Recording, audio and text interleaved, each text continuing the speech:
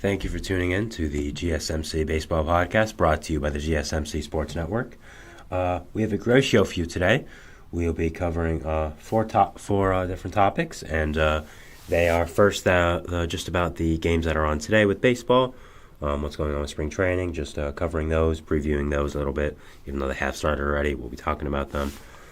Then we'll be talking about both AL and NL teams, what's their most impactful addition so far of the offseason, and how that affects their team going into the season. And finally, just some news around the league like usual. Just some news that I thought was interesting, wanted to talk about, but I didn't maybe thought didn't deserve its own segment.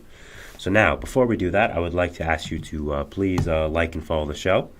Also, we get a number of questions from viewers during the show that come in, so to ensure that your question does get read on air, I ask that you please use the tips and donation link you see on the screen, streamelements.com/GSMC Sports Network /tip.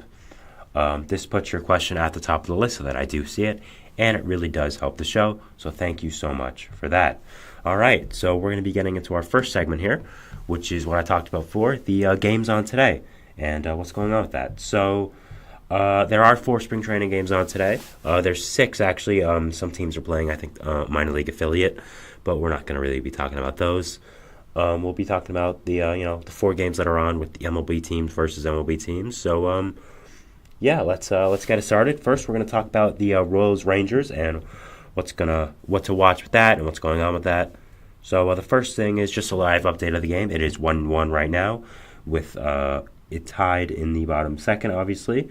Matt Duffy just singled in a run for the Rangers to tie the game up after Drew Waters, former Braves prospect who's now in the Royals, hit a home run. So, some exciting action in today's Royals Rangers game so far. So that's something to watch for your baseball fan, and just what's going on with that right now.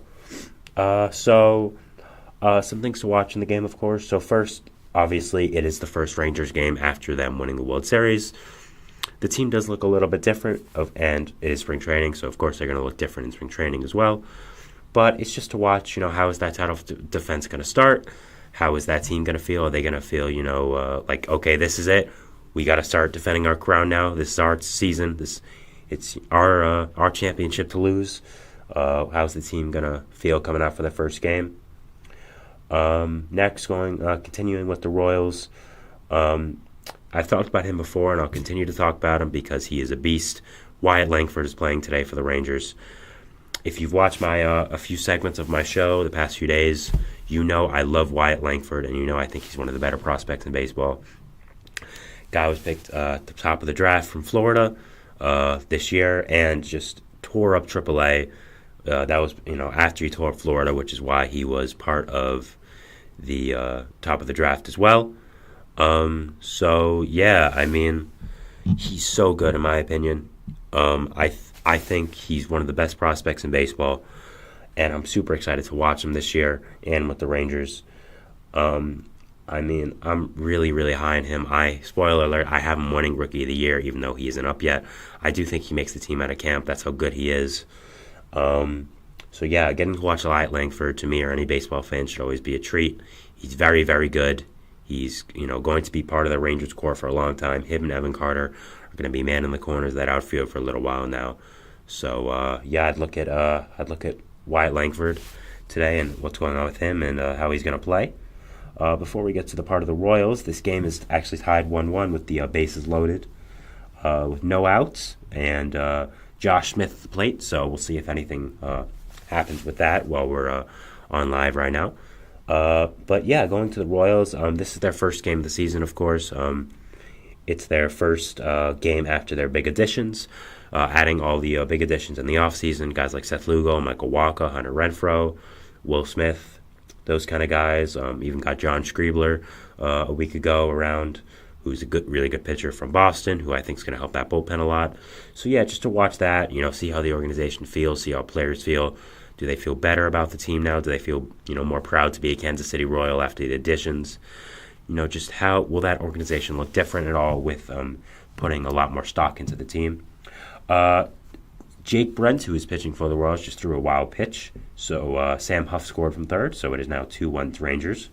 So Matt Duffy is on third, Ezekiel Duran on second, Josh Smith still at the plate, 1-0 count. So again, if something else happens with that, we'll update you on live time. So yeah. So those are the things I think we should be watching for this game, just kind of the storylines and what's going on with it. So yeah, if you do end up watching this game or just spring training baseball in general, I think that's something to see. Next game we'll be talking about is the Battle of Chicago, the White Sox versus the Cubs. So right now, currently, it is 6-0 Cubs in the top of the second. I think that's a fair assessment of how the White Sox season is going to go this year. Jesse Chavez was the opener for the White Sox. He obviously did not pitch very well, giving up 6 runs in the first to the Cubs. So yeah, not starting off great for the White Sox, but again, we all knew this. The White Sox are not going to be very good.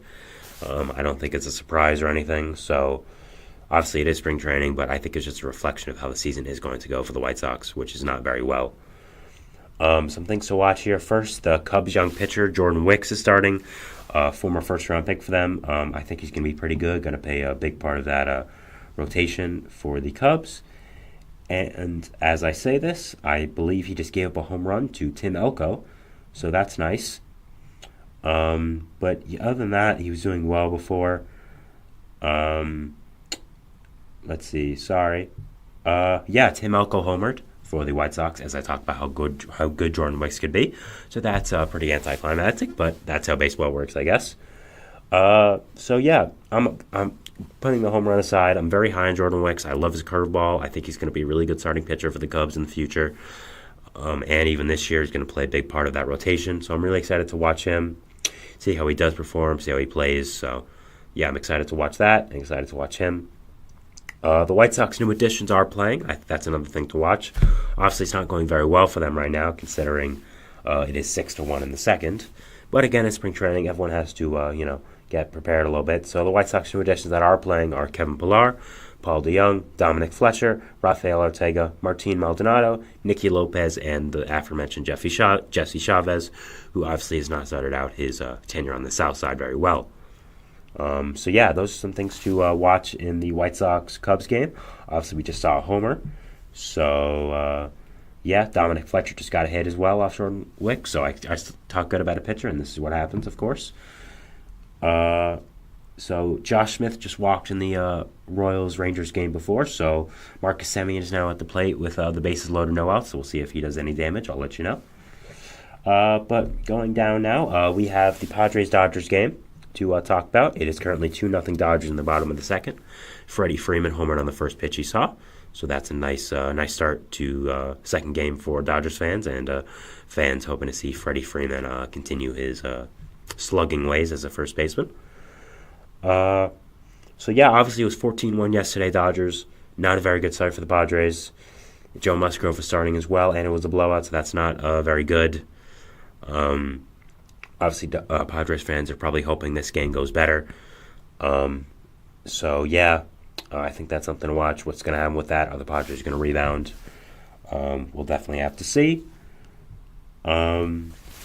Also, to watch the Padres, you have Johnny Brito making his Padres debut. Obviously, didn't start off very well with Freddie Freeman homering, but I still think Brito is going to be a very good pitcher for the Padres in the future. Was a big part of the Juan Soto trade with the Yankees, of course. Brought back a good amount of pitching depth to San Diego, and Johnny Brito was part of that. I think he's a really good pitcher, really good player, and I'm glad the Padres got him to get more pitching depth in there. So yeah, just to watch him, how he performs in his Padres debut, is the stuff on point. Is he going to look like a guy that was one of the centerpieces of a blockbuster trade? We'll see. So yeah, that's something to watch here. Next, we have Manuel Margot. He's making his Dodgers debut. I guess Dodgers fans will be excited to watch him. Was kind of went under the radar a little bit with all the Dodgers additions.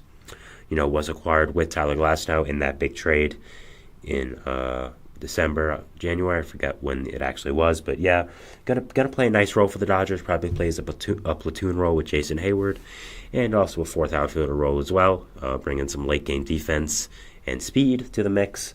So I think it was a good move by the Dodgers to bring him in. Good depth as well for them, and I think he'll play an important role in this team, maybe even though he is getting a little overshadowed with all the stars on the team and the stars that they have added this season as well. Final game, Rockies Diamondbacks. Not much to talk about with this game. First game of the pennant defense for the Diamondbacks, of course. They made the World Series last year, so trying to defend that this year, and it starts in spring training. It starts with the first game of the year, so that's something to watch. Jock Peterson is making his Diamondbacks debut. He is going to be their primary DH with Randall Grichuk. They're going to play a platoon role, so something to watch for your Diamondbacks fans. See how this turns out. See how he starts off his tenure with Arizona. Not much to talk about with the Rockies. Some of their prospects are playing, I guess, but no one really too notable to talk about. If you've watched my videos, you know I don't really feel very fond about the Colorado Rockies.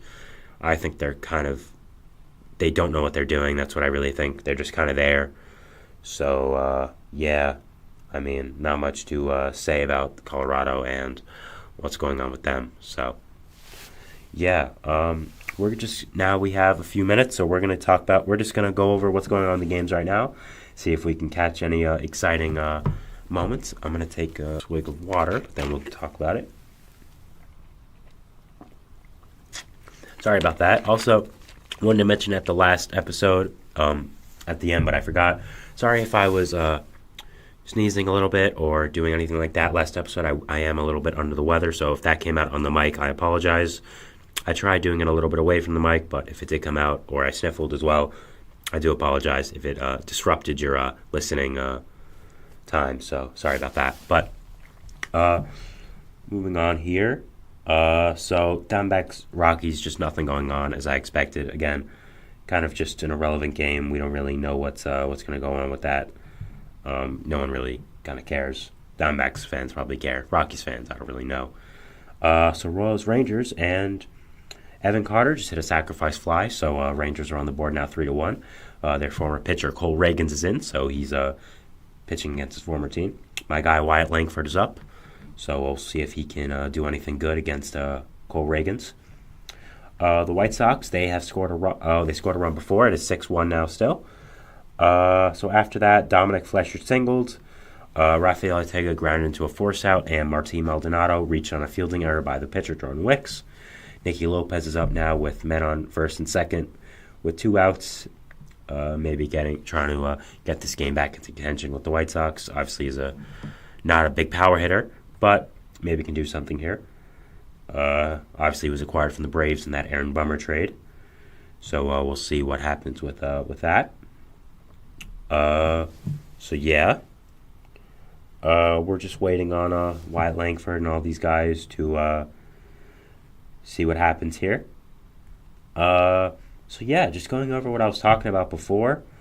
Yeah, I'm very okay. Sorry. Before I talk about that, Wyatt Langford grounded out, so that is the end of the inning for them. We're gonna shift over to the White Sox Cubs game, and after that, we'll probably go to our next segment. But just talking what I was talking about, I'm very interested to watch Johnny Brito a little bit more, not just in this game, but in the entire spring training. I thought he was overshadowed in the Padres-Yankees trade because of Soto, because of Michael King. So, I'm really excited to watch him, see what he can do for the Padres, see what depth he brings to that team, and if he can bring another dimension to them. I like his stuff. I'm hoping it's working this year and bring something to the Padres staff. That's something to watch, I think. 0-1 right now in the White Sox-Cubs game, 6-1 Cubs. Nicky Lopez at the plate. The Cubs have put in a new pitcher, Hunter Biggie. He has 2 career games in the major leagues and has a 27 ERA. This sounds like spring training. We'll probably go to the end of this at-bat here, and we'll see what happens. Nothing. There's an on-field delay. I don't know what that is. But I think, so that's what's going on right now with this game.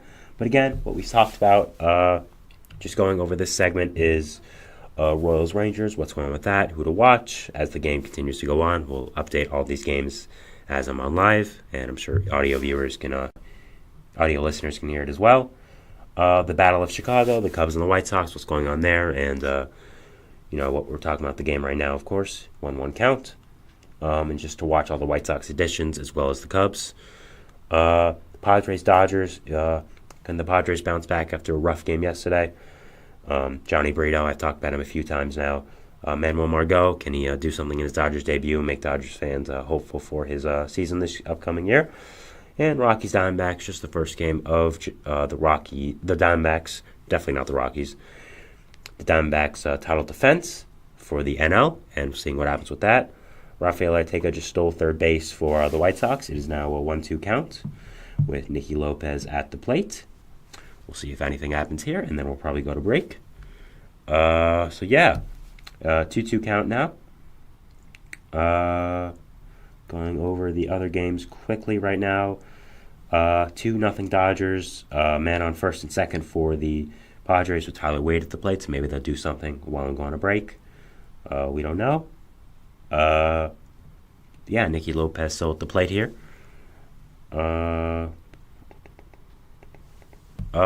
Some other games that are going on that I didn't really talk about were the Huskies versus the Red Sox, their minor league affiliate. Red Sox blew them out, thankfully. Something nice for Red Sox fans, I guess, here now. See that. We also have Golden Gophers versus the Twins tonight. We'll see what happens with that. We'll see what goes on there. And, I think that's pretty much it for this segment. We'll probably update the White Sox-Cubs game after. It was going a little too long for my liking. So, we'll come back after the break. We'll probably update you what happened with that. And then we'll go to our next segment as well after that, which is AL teams, what their most impactful addition was this offseason. And we'll just be talking about it. So, we're going to take a break, but then we'll see you after that. So, thanks. I feel like I'm losing my mind. Is everybody in the world blind? Please, Lord, give me a sign, a sign. I feel like I'm losing my mind. Is everybody in the world blind? Please, Lord, give me a sign, a sign. I wanna be the greatest. Everybody on the fake shit. I look around and feel like everybody is the fakest. I make this every day and I'm impatient, hoping one day I blow up from the basement. Statement, the top is so vacant. I don't hear shit that I think is amazing. Waiting for my day when I'm playing sold out shows for 1,000 faces. Hey, give me that crown, get in my way and to be put down. It ain't your place, all this my town. If I want that shit, then I'll get it right now. I'm losing it, the noose it fits. I'm losing shit, a stupid myth. You choose to live or choose to dip. You choose to fight or lose your grip and lose a gift. I feel like I'm losing my mind. Is everybody in the world blind? Please, Lord, give me a sign, a sign. I feel like I'm losing my mind. Is everybody in the world blind? All right, we're back here on the GSMC Baseball Podcast, bringing you our second segment. But before we do that, I would like to ask you again to please like and follow the show. Donate as well using the link on the screen, dreamelements.com/GSMC Sports Network /tip. It really does help me, really does help the show, really helps everyone, and it means a lot. So thank you in advance so much for that. All right, we're going to our second segment here about AL teams and their most impactful addition. Before we do that, I just want to mention Nicky Lopez was caught out on strikes, so not very exciting. But that's what we expect from the White Sox right now. We're going to start with our second segment here. I'm going to be talking about each AL team and what their most impactful addition was for the season. Out of the players they added, who I think will be most impactful to the team and the franchise. It may not be the best player. It will be for most of them, but some of them it will not be. Just to let you know. So let's get it started. I'm going to start off with the Orioles, and I think it's pretty clear what the Orioles one is, and it's Corbin Burnes. The Orioles added an ace this offseason, which everyone wanted them to do. It's not the ace we expected. I think I was like most people was expecting them to get Dylan Cease, but they did not. They instead got Corbin Burnes from Milwaukee, who is very good. What can you say about Corbin Burnes that hasn't been said? A bona fide ace in this league, one of the better guys in the league when he was with Milwaukee. Still is. Great trade by the Orioles that came out of nowhere to finally get an ace, get a guy like Corbin Burnes. So, good for Orioles fans, good for the Orioles' new ownership for showing fans that they want to win. And, I'm excited to watch him in Birdland. So, something exciting to watch Corbin Burnes in Baltimore. So that was definitely their most impactful addition. We're going to go to another obvious one here with the Yankees. We all know what it is. Obviously, it's Juan Soto. I mean, there's no other real one to say here. They added one of the better players in baseball in Juan Soto. He's arguably the best hitter in baseball. He's 25, 24. Just an insane player. There's so much stuff that's been said about Juan Soto that I don't even know what to really add to this. He's a great player. Is going to be great for the Yankees and is easily their most impactful addition, especially when you look at how bad their lineup was last year, how bad their left field situation was. I talked about it earlier today on my coworker Kenneth's show, but just you had guys like Billy McKinney, Jake Bowers, playing regular starts for the Yankees, and getting Juan Soto to just solidify that spot for this year is just very important. And even if their lineup was good last year, still adding Juan Soto gives any team another dimension to that. So he's easily their most impactful addition, not even a question. And I would say most people would probably agree with that. Next, the Rays. They didn't really add many impactful players like the Rays do. We know about the Rays. They added Phil Maton and some other guys who were good, but I'm a big fan of, I've said it before, I'm a big fan of Ryan Pepio, who they got in the Dodgers trade. I think he should be able to fill out Glasnow's spot pretty well in the rotation. I'm really high on him as a pitcher for the future. I think he can be really good. And yeah, I'm looking forward to watching him with Tampa Bay and what goes on with that. And just to see what happens there and see if he can fill the potential I believe he has and be a big part of that Rays rotation for not only this year but years ahead. Next, we have the last team. We have the Red Sox. I was going to Blue Jays quickly, but we're going to go to the Red Sox, which is the right team to go to on my list here. And they didn't add much, of course. They added Tyler O'Neill. They added Vaughn Grissom, who I think are good players, but I think easily their most impactful one's going to be Lucas Giolito. They needed a starter. They didn't add anyone but Lucas Giolito. I guess there's still a chance they add someone like Jordan Montgomery. We'll be talking about Montgomery and the Red Sox later, so we'll go more in depth with that later. But yeah, Giolito's a good pitcher. I think he brings a nice starter to the Red Sox. He probably shouldn't be an ace on any team in the year 2024, but he is for the Red Sox right now. That just shows you kind of where the team is. Very much in a bridge situation.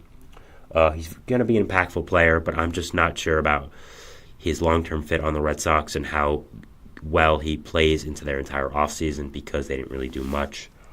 So yeah, he's easily the most impactful addition, but I don't know if that's something to be necessarily too happy about if you're a Red Sox fan. So next, the Blue Jays, the most impactful addition. Obviously, it's Daniel Vogelbach.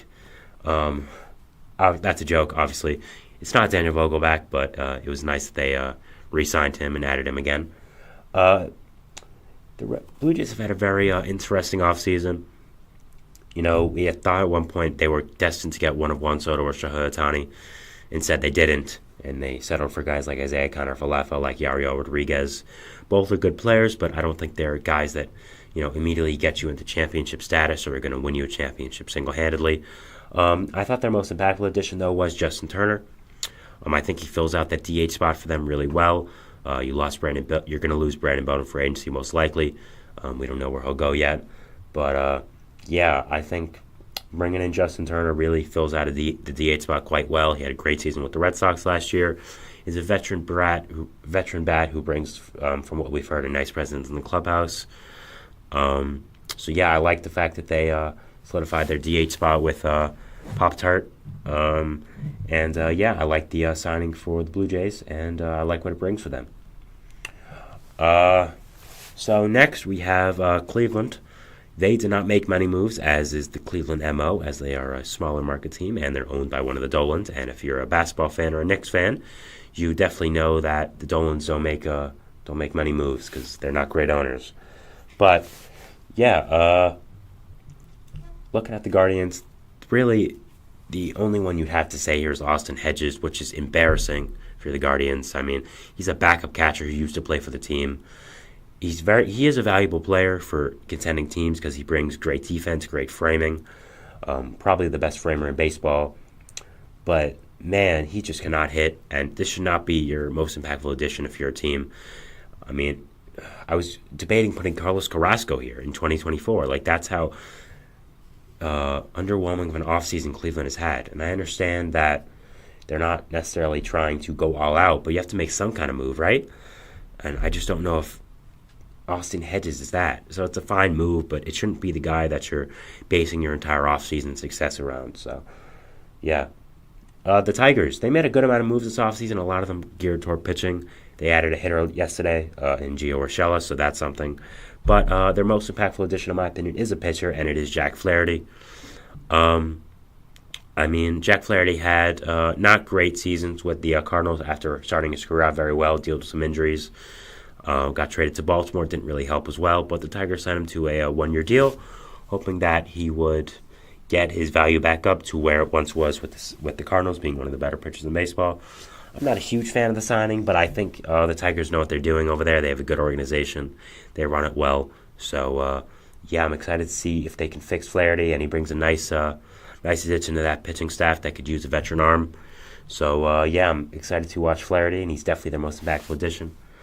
Shelby Miller, Chafin, they were good additions to the bullpen, but I thought Flaherty, because he's going to be a starter, not just a middle relief guy, would be more impactful. So I picked him for this. The Royals. To me, it's Seth Lugo. The Royals, we've talked about them a few times now, but I'm going to keep talking about them because I'm still very surprised at their offseason and very happy they did something. They added a lot of players this offseason, and Seth Lugo, I think, was at the forefront of that. He was one of their bigger signings.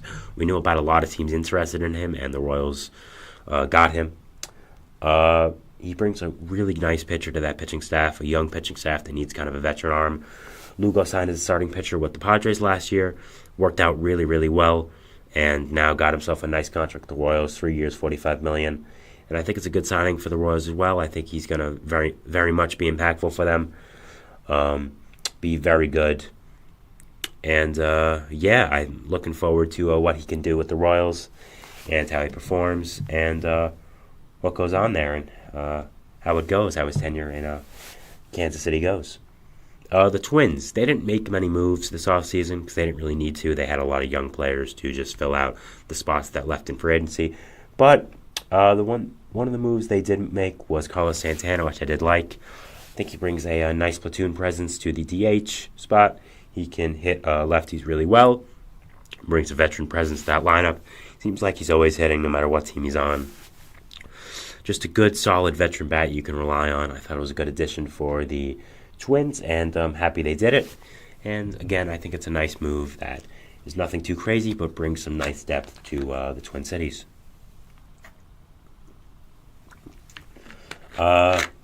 Next, we have the White Sox, and I've wanted to talk about him more on the channel, but I haven't really gotten the opportunity to, and that is Eric Fetty. Eric Fetty was, in my opinion, one of the most underrated signings of the offseason. He kind of became a meme on social media because he was taking so long to sign after it was reported that he was down to two teams. But he signed with the White Sox, and I'm really a big fan of it. He won the MVP in the KBO, came over, got himself a nice contract with the White Sox, 2 years, $10 million. I'm very high on him. I think his new pitch is going to do wonders. I think you could point to a guy like Merrill Kelly, who came over from Japan, reinvented himself, and became one of the better pitchers for the Diamondbacks on that staff. So, I'm looking forward to watching Eric Fetty in Chicago and seeing how he does perform and what's going to happen with that. So, I'm looking forward to that. Moving on to the AL West here. Astros, it's easily Josh Hader, adding arguably the best closer in baseball. I think is an easy, most impactful addition for them. You have now one of the best bullpens in baseball, if not the best. All your pitcher has to do is go 6 innings, and it's basically done from there. 7th inning, Brian Abreu. 8th inning, Ryan Presley. 9th inning, Josh Hader. It's done after that. That's just locked down. Like, that's incredible. An incredible back end. So I'm really looking forward to how he plays in Houston and how if he can live up to that contract. Obviously, teams are usually worrisome to give big contracts to relievers, but I think Hader's an outlier just because of how good he is and the fact that he's more of a closer. So, I'm looking forward to watching Hader in Texas. Angels, Another bullpen arm, Robert Stevenson. Robert Stevenson had a breakout season with the Rays last year. His stuff was always really nice, and the Rays saw that, claimed him, and put it together for him, which they do a lot. Dino signed him to a big 3-year contract for a reliever. I think can slot into the 8th or 9th inning. Him and Carlos Estevez can close out games for the Angels. I don't know how many games they'll be closing out because they're not the best team. But, I still think it was a good move. Still think it was impactful for them. And, I'm looking forward to watching him close games with his electric stuff in Anaheim. I definitely thought that was their most impactful addition. The A's. They're the A's. We don't really know what to say here. I guess Alex Wood, who they signed for a 1-year contract, trying to get him on a bounce-back season. If he bounces back, you can trade him at the deadline for a good prospect. If he's bad again, you can use him as part of your tank to get a good prospect in the draft. So it's kind of a win-win either way for the A's, but I guess he was their most impactful addition because they're not going to add much, because why would they? They're the A's. They're not trying to win, and they're going to be moving to a different city in the next few years as well. So. The Mariners. I definitely thought it was Mitch Garver. I love what he brings to the Mariners in a DH role. If he can stay healthy, which I think there's a better chance of now if he's a full-time DH, I think it's a really impactful bat to a Mariners lineup that desperately needed one. Again, I love the signing. I thought it was really good value as well. I love the dimension it brings to the lineup. You needed more hitting, and I think Mitch Garver definitely brings that as the DH. That was a good signing, and overall just a good signing for them. That's going to be impactful in my opinion. Almost went Jorge Polanco here, but I think Mitch Garver is a little bit better, and for what he brings, even though he is the DH and Polanco is going to be playing defense. I think both are good additions, and both are definitely impactful that you should watch if you're a Mariners or baseball fan. And finally, ending it with the world champions, Rangers. They haven't added much. I thought at this point they'd have Jordan Montgomery, but of course, now, he is probably not going to be coming back. So they added David Robertson to the back end of the bullpen, which I thought was a good addition. That was a little bit pricey for what he brings, but it is deferred, so it's kind of okay. Obviously, we're seeing a lot more deferred contracts now in baseball, including Ohtani, which is the big one that kind of started this whole thing. So, he brings a nice dimension that back end of the bullpen, which definitely needed it, even though they did win the World Series. That was probably their one thing that was kind of lackluster in the playoffs as well, back end of the bullpen. Obviously, Robertson came over from the Mets to the Marlins at the deadline last year. Was not good at all with the Marlins, but maybe they hope he can play good with Texas and kind of go back to David Robertson with the Mets and the Phillies, and kind of regain that form that they're hoping. So, that was the end of segment 2 here. We're going to take a quick break, but before we do that, just an update on the games that are going on right now. Nick Lofton hit a double for the Royals against the Rangers, and it is now 3-2 Rangers. Nothing updating in the White Sox and Padres games, and still nothing in the Colorado Rockies and Arizona Diamondbacks game, with both have one hit apiece. So that's just an update for that. But we're going to go to our second break here, and after that we're going to go to our segment 3, which is the NL team's most impactful additions. I don't know why it looks like that right now, but I'm going to change that. There we go. That looks better. We're going to go to our segment 3, but first we're going to take a break, so I'll see you after that. Thanks.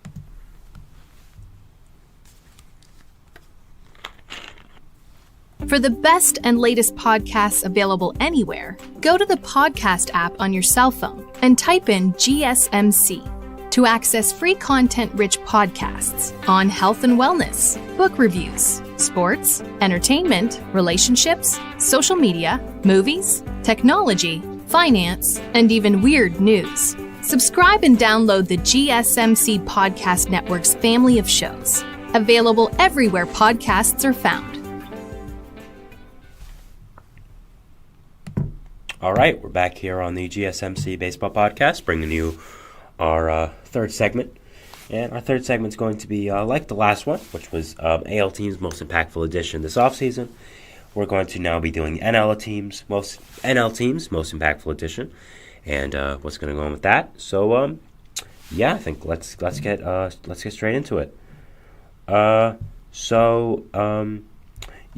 think starting off with the Mets is appropriate. So this is going to be kind of an interesting one. I'm curious to see what people think about it. and that is Adrian Hauser as the Mets' most impactful addition.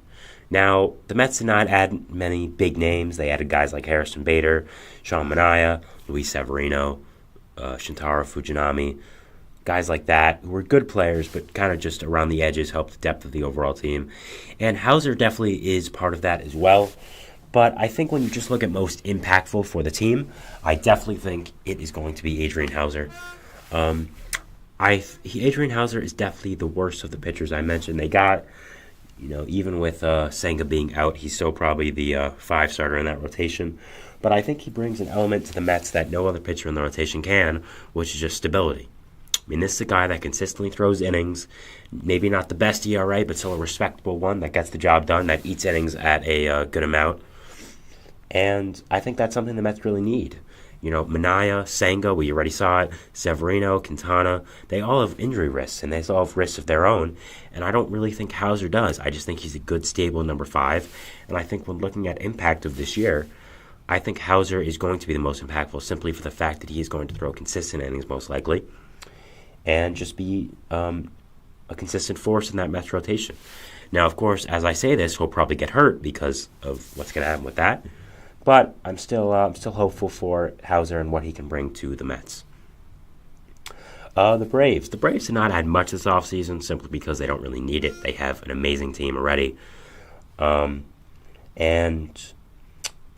one of the big players they did add, I'd probably say their most impactful addition is Chris Sale.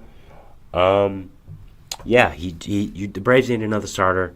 I don't know if just adding Reynaldo Lopez to be a starter after he was a reliever for most of his career is that you bring Chris Sale. If he stays healthy, he can be the most impactful addition on that Braves roster that has needed some pitching depth the past few seasons, not only in the regular season but in the playoffs. I mean, we've seen what happened with the playoffs with the Braves the past few years, just how much it's kind of failed them, and it's a big reason why they haven't made it back to the NLCS after winning the World Series in 2021. So, I definitely think Chris Sale is someone to watch. Phillies, they didn't really add many people. I'm not counting Aaron Nola because they didn't add him. He was a re-signing. So I'd probably say it's Whit Merrifield because they didn't add many people. He brings a nice element to the bench for the Phillies. Nice depth there, but that's kind of it. Nothing really else. So I don't know what else to say about Merrifield here, but that's it. He's kind of it.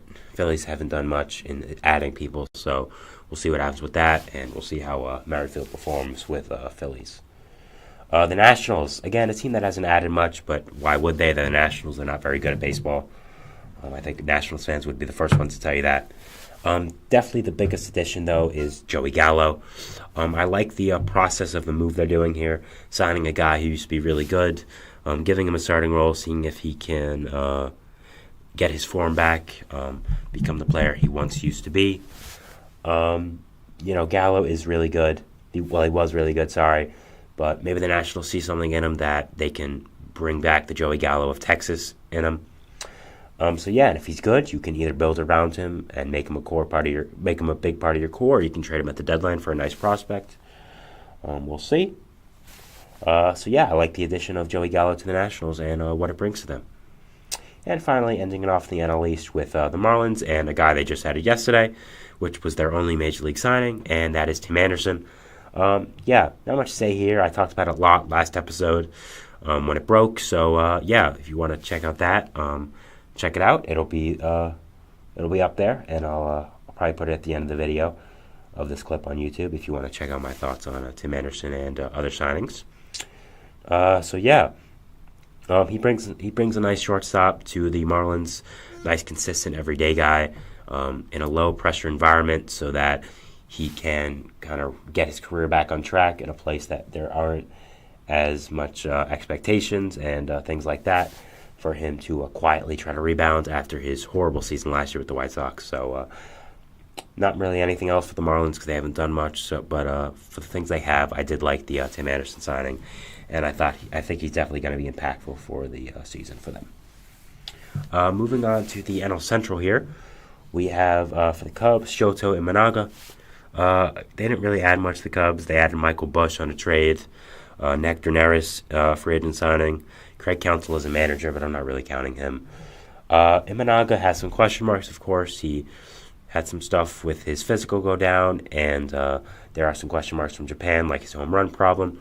But I still think he's going to be impactful. I still think he is a good player overall, and I think he's going to be a nice addition to Chicago and bring a nice element to that pitching staff. They're losing some guys like Marcus Stroman, who went to the Yankees, of course, so I think Imanaga should fit in well there. And, brings a nice pitcher to the north side. The Reds. I talked about this guy a few times now on the show, and I talked about it today as well with Kenneth for his show. 2 segments about baseball. Me and him talked about that. So if you want to watch that, go ahead. It's on the channel. Frankie Montas and the Reds. I love this signing so much. I think it was a great move by the Reds to sign him, a guy that I thought was going under the radar in the market. Brings another element to that pitching staff that I think could be really good. I mean, they have 5 legit starters, in my opinion. Hunter Green, Nick Lodolo, legit. Frankie Montas, in my opinion, is going to be really good. I think Graham Ashcraft is really good. I think Nick Martinez was a smart signing by them to stretch him out and make him a starter. So, I definitely like the signing for Frankie Montas to the Reds, and I think it made a lot of sense and is really good for them. So, yeah. The Brewers. Adding Rhys Hoskins is definitely their most impactful addition. They didn't really do much except for trade Mark Canha and Corbin Burns. And re-sign Wade Miley. Woohoo, I guess, if you're a Brewers fan. But, the Brewers have been needing offense for a long time, and finally getting a middle-of-the-order bat like Rhys Hoskins helps with that. Obviously, he was out for the entirety of last year, but I don't think that really matters when going over a first base DH type. I think he brings a lot to that lineup that you didn't have in the past few years. So I'm really excited to watch him in Milwaukee and how he gets back from his rehab and if he can be the Rhys Hoskins of before in his career. Finally, we have the Pirates. This one might be an interesting choice to a lot of people, but to me, it makes a lot of sense and it's definitely their most impactful addition. Maybe not their best player, but definitely most impactful in my opinion. And that is Yasmani Grandal. Now, Yasmani Grandal is definitely past his prime. He's not a starter in this league anymore. But I think he brings an I think he brings an element to this Pirate team that they didn't have before, which is a veteran catcher and a veteran leader. Now, obviously, you have veteran leaders. You have guys like Andrew McCutchen, who are definitely going to be veteran leaders. But Grandal, I think, specifically helps one entity of the team, and that is Henry Davis. Henry Davis was your first overall pick, who you picked to be a catcher. There are some question marks about his glove going forward, but I'm not a big deterrent on that. I still think he can be a really good catcher in this league. And I think adding him Grandal, adding a veteran in the catching space can help him be that, can help him work with that, and help him with his defense at catching and how he's going to perform. And I love the Grandal signing. Again, I think it's adding a nice veteran backup to Henry Davis after the unfortunate Endy Rodriguez injury. It was a great move for this young team and a great move by Ben Cherington. So, I thought it was a great move for the Pirates, and I definitely think he's going to be the most impactful. Maybe not hitting-wise, but I definitely think he is going to be a really good player. And, I'm really excited to watch him with the Pirates. So, we're going to go on to the NL West here, and we're going to start with who else but the Dodgers. I'm not going to spend much time on this. It's Shohei Ohtani. It's Ohtani. When you have the best player in baseball, that's what the answer is going to be. Yes, he's not pitching this year, but he's still one of the best hitters in baseball, maybe even the best. And he still is the best player in baseball. Maybe not for this upcoming year because he's not going to be pitching. But as soon as he pitches one inning, to me, he'll be the best pitcher in baseball again. Pretty easy here. It's Shohei Ohtani. He's the best player in baseball. Dodgers added him. Can't get more impactful than that. The Diamondbacks. Eduardo Rodriguez. This is another signing I've talked about on the show a good amount, how much I love it.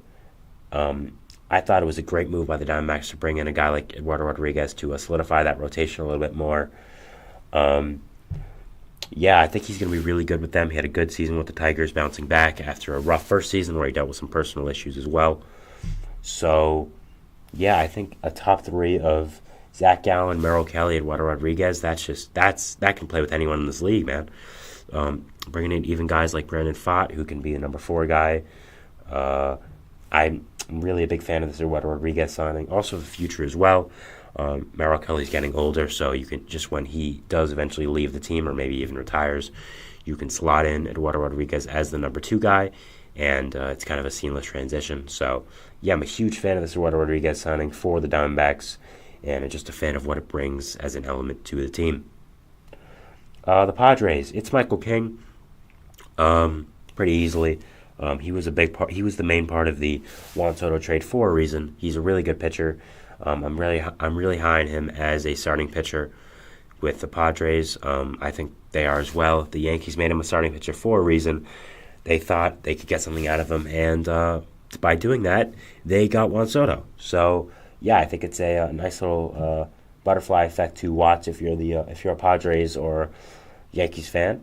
And, yeah, I'm looking forward to what Michael King can do with the Padres rotation, with that staff, and see what he brings to them and see if he can replicate what he did last season in the second half with the Yankees and bring it to the Padres and that rotation that desperately needs it after losing Blake Snell, or what we assume will be losing Blake Snell, because obviously he has not left the team yet because he has not signed with anyone. So, yeah. The Giants, to me, it's Jorge Soler. I mean, yeah, adding a middle of the lineup bat like this is extremely impactful, especially for the Giants, a team that needed a big righty power bat. Jung Hoo Lee was probably the bigger signing with a 6-year deal, but I like Soler a little bit more just because of how much power he does bring to that lineup. He brings another, just how good he is at hitting and crushing baseballs, and I really like the signing for the Giants to get that middle of the order settled in, and bringing in a guy like Soler definitely fixes that and definitely helps that. And I'm very excited for Giants fans to get to watch Jorge Soler. I really wanted him on the Mets, and yeah, I'm excited to watch him in the Bay and see if he can hit any balls into McCovey Cove, even as a righty. The Rockies, finally. Cal Quantrill, I guess. Again, the Rockies haven't done much because of the Rockies.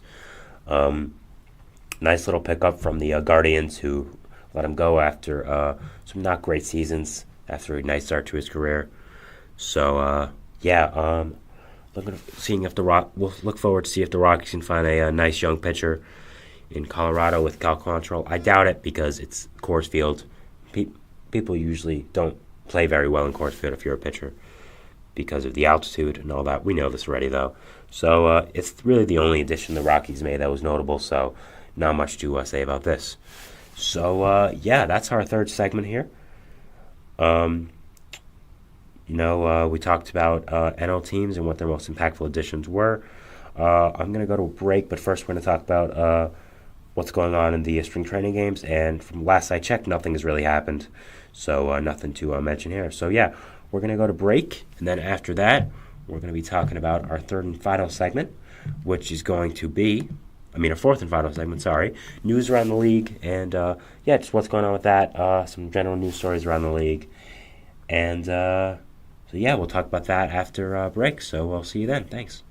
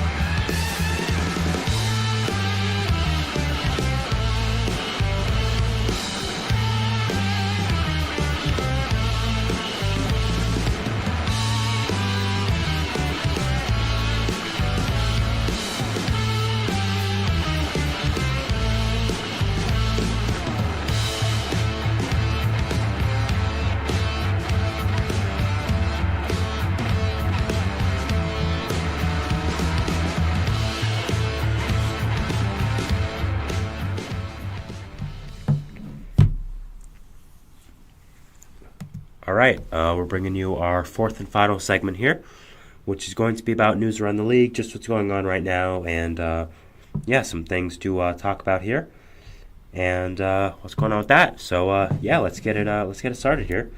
The first one, this broke while I was on stream, so I'm doing it now so I don't forget about it. That's Jung-Hoo Lee. He's not going to play in the Giants Cactus League game tomorrow, as he's dealing with some minor side soreness, and the Giants are going to be extra careful with him and make sure there's not something serious, which I don't think it will be. It seems like it's minor side soreness, so he won't be in the lineup. Obviously, it's not a great start to his tenure in the Bay, but it's not a big deal. Again, players get injured all the time, even for little things in spring training. I am talking about just because he did have some injury risks back in Korea that were brought to our attention when he was posted and was in talks with a lot of teams. So, you don't want this to become a trend for Jung-Hoo Lee after giving him a 6-year contract. If you're the Giants, you don't want him to, get injured and kind of be injury prone, of course. So, just something there, but I don't think it's a big deal. I think it'll just be something that goes away, but I thought it was notable to talk about. First, the Reds. They've made some nice moves over the past day or so. Mike Ford and Tony Kemp have signed with them. Both good additions, both good depth additions. Mike Ford especially, I think, is nice. Had a pretty good season with the Mariners last year, surprisingly. Got a minor league deal with the Reds. I think provides good depth in the first base DH position. Maybe can fill out the Joey Votto role that is not going to be there because Votto left, of course, and is probably not coming back. We don't really know, but yeah. So I like the Mike Ford addition. I think it's a nice MILB deal for the Reds. Brings some nice depth to first base and DH. Tony Kemp as well, I thought was really nice.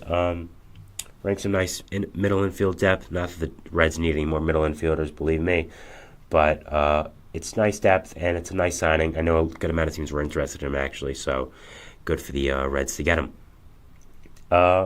Next, the Red Sox. We have some news about them, and it is apparently that they are prioritizing Jordan Montgomery over other free agents, and they want him, but they're waiting for his price to come down. Now, I don't think this is a big shocker to anyone. I think from what we've seen in the offseason, the Red Sox were definitely prioritizing Jordan Montgomery just because he made the most sense. His wife's in Boston. He lives in Boston in the offseason, apparently. The Red Sox need pitching. I think there's mutual interest for Montgomery and the Red Sox, but obviously Montgomery is not signed yet, and I think his market's going to have to come down for someone to sign him because, it's 8 spring training games are in day number 2, and he's still not signed, and we don't even think he's close to signing as well. So, I think it will be a good signing for the Red Sox, of course. I'm a big fan of Monty. I think he's a really good player, and I'm excited. I'm excited to see where he goes. I'm excited to see where all the guys go. Get some news in this, and I'll have some more stuff to talk about, of course. But it makes sense that the Red Sox prioritizing him. He's going to be cheaper, of course, than Blake Snell, which the Red Sox probably definitely want. So, would be a big fan of Jordan Montgomery to the Red Sox and what's going to happen with that. And, looking forward to seeing if it gets done and seeing what the eventual price is for Montgomery and who signs him. I still really have no idea. If you want to see my other videos on Jordan Montgomery, I'm sure there's a few on there about me talking about the free agents and rumors going on with them. So feel free to check those out. The playlist at the end of this video, baseball playlist will be at the end in the end screen. So we can watch that. You can click on that and see all my videos and the other videos from the baseball podcast as well. But the racing videos are mine. So you can check it out. Next, some nice depth move for the Mariners here. They signed Brian Anderson to a minor league deal. Anderson is most known for his days in Miami, where he was one of the better players on a fading Miami team that had traded a bunch of players and was kind of looking for an identity, was kind of rebuilding. So he was always good on those teams, kind of known as the only good player. Kind of faded over the past few years and got non-tendered last year. Went to the Brewers, was okay. Signed a minor league deal now with the Mariners, of course. So I think it's something to watch. I think it's a nice depth move for the Mariners. Sorry about that. I think it's it's good for the Mariners to bring them in, bring some nice depth to third base in the middle infield.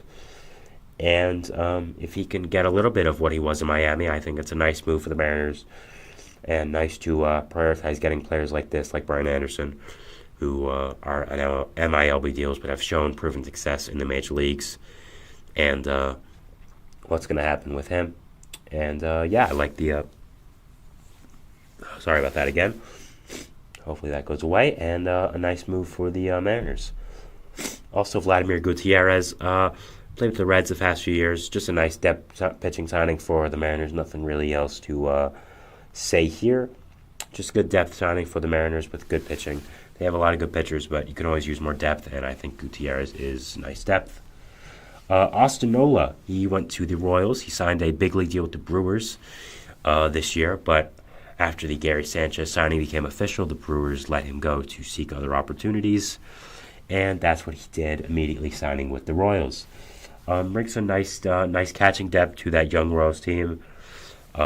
Brings some nice veteran appearances behind Salvador Perez, Freddie Fermin, MJ Melendez if he does play the catcher position. Just a nice, good, solid veteran backup for the Royals.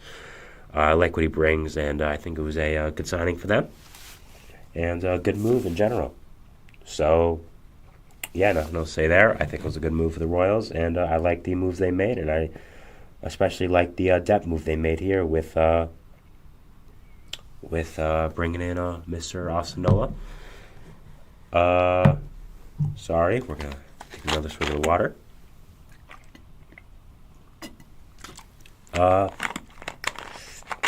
Albert Pujols next on the agenda. I talked about him yesterday, but I didn't get the full story, so I wanted to touch on it a little bit more. So yesterday I talked about how he was going to be the manager of a Lee Doom team in Dominican Winter Ball. And not just that, he wants also to be a manager in the MLB. He told ESPN that he hopes this will give him experience in what it needs to be a manager, and he's hoping to become a manager in the future for a major league team. I don't think that's impossible. Definitely not. I mean, Albert Pujols is one of the best hitters of all time in baseball history, one of the greatest players in baseball history, especially if you look at just primes of baseball, how good he was in his prime with the Cardinals. I think he's definitely up there with greatest prime of all time. But yeah, like I've said before on this show, I'm always a fan of former players getting involved in the teams and getting involved in the upstairs part of it, and that part. And I think him being a manager would be a nice move for any team if he gets the experience. Of course, he knows a lot about baseball, but also that, it's also, I think, very impactful for players. Very, they want to play under a legend like Albert Pujols. I mean, if I was a major league player, I'd sure want to play under Albert Pujols, get wisdom from him. I know he knows what he's talking about. You can also say it to the fact that I studied under Albert Pujols, who is one of the greatest players of all time. So, I think it'd definitely be interesting if he's going to be a major league manager in the future, and I think it's something to look out for. He's a very smart guy. He's done TV before. He knows what he's talking about, knows what he's doing. So, I think it's something to look for if Pujols does become a manager. Finally, we had to end it off on what else but the jersey fiasco with MLB. I don't know how to put this in the most PG of terms, and I'm going to try.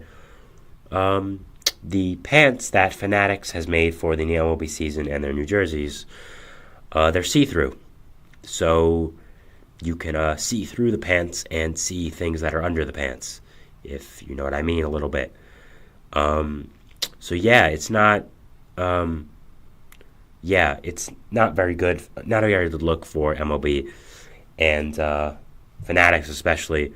I think the jersey thing has been really all throughout the season, just what's been going on with that. Fans that first of all hated the lettering on the jersey and just the new numbers and all that kind of stuff. It was kind of, overthinking it. The jerseys were really good before. Why are you messing with them? I don't understand. So, it's just kind of been really weird to watch what's going on this spring training with the jerseys, and this is just another addition to it. It's just embarrassing for baseball, in my opinion.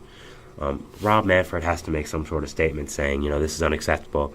Either we're going to cut ties with Fanatics and it just didn't work out, we wish them the best, or the fact that we're gonna try to build upon this and try to make the jerseys better and the pants better.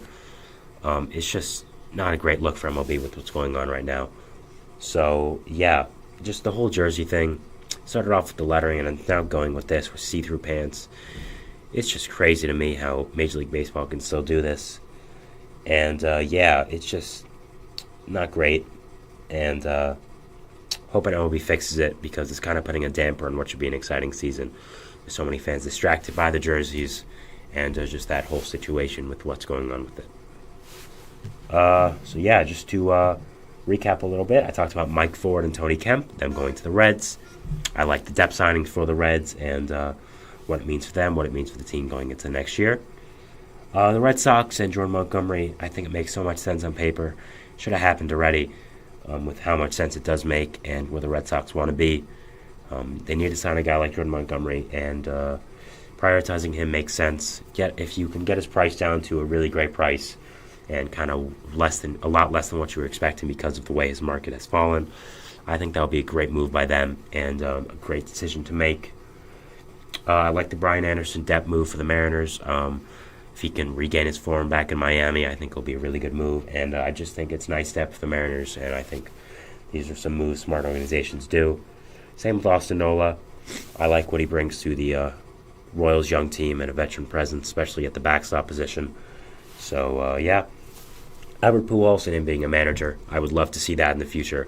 Love to see if that does come to fruition for him and see what happens there. And that will be very exciting if you are a baseball fan. And finally, the jerseys, of course. We have to talk about them, how embarrassing they have been, and just what's going on with that, and what the image looks like for Major League Baseball, and how that is affecting them and affecting their fan base. So, before we end, we're going to touch up on the final end of the spring training games. Derek Hill has hit a double for the Rangers. It is now 4-2 in the bottom of the fifth. We have Davis Wensdell up against the Royals with man on second and third for the Rangers, hoping to add to that lead. Still 6-1 Cubs. Nothing's happened since the second inning. The Padres have a run, but the Dodgers scored another. It is 3-1 Dodgers. Freddie Freeman just got another run in on a sacrifice fly, so that's good. He's off to a nice start. It's 1-0 Rockies. Alheris Montero hit a solo home run and broke the tie here, so that game's getting a little more exciting, I guess. And well, yeah, if you're a baseball fan, I'd say watch these games today. I'm not sure when this is going to be up, so I'm not sure if they'll be done yet. But yeah, they're exciting, and it's exciting that baseball's finally going on, and we have some more stuff to talk about, and I'm really looking forward to the season. So I want to thank you so much for watching the GSMC Baseball Podcast, brought to you by the GSMC Sports Network.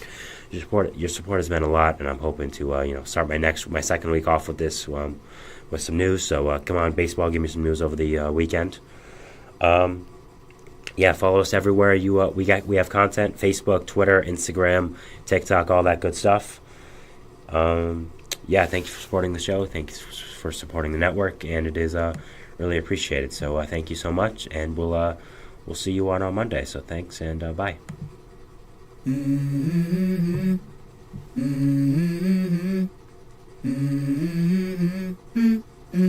Let's go. I wake up to a little bit of drool on my pillow, feel like it's gonna be a bad day. Yeah, I'm tired of shit, and the coffee ain't hit yet, damn, ain't that great. I don't wanna go